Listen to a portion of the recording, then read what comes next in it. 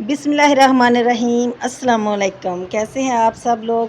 اللہ تعالیٰ آپ کو ہمیشہ خوش رکھے۔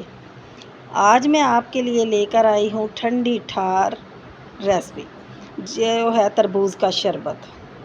پنجابی میں اس کو ہم لوگ تو دوانا بولتے ہیں۔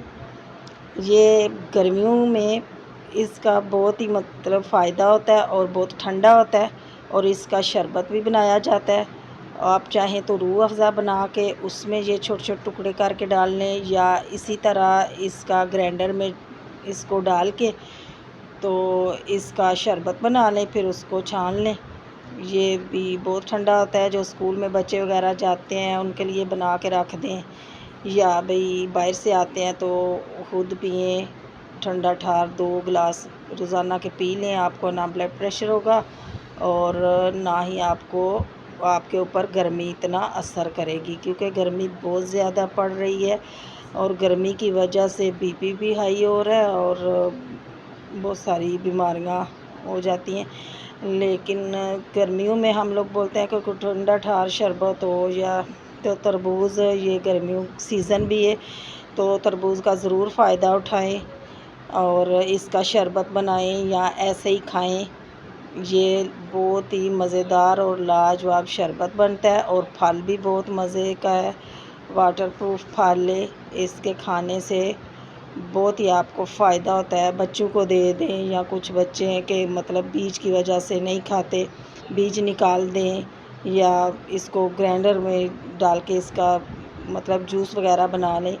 یا میں آج بنا رہی ہوں ملک شیک، اس میں روح افزا بنا کر اس میں چھوٹے چھوٹے اس طریقے سے چھوٹے چھوٹے اس کے ٹکڑے کر لیں، اور پھر روح افزا میں ڈال دیں، اور خوب ڈھیر ساری اس میں برف ڈال لیں، کیونکہ یہ بالکل ٹھنڈا ٹھار ہوگا تو مزے کا لگے گا، گرم تو یہ اچھا بھی نہیں لگتا۔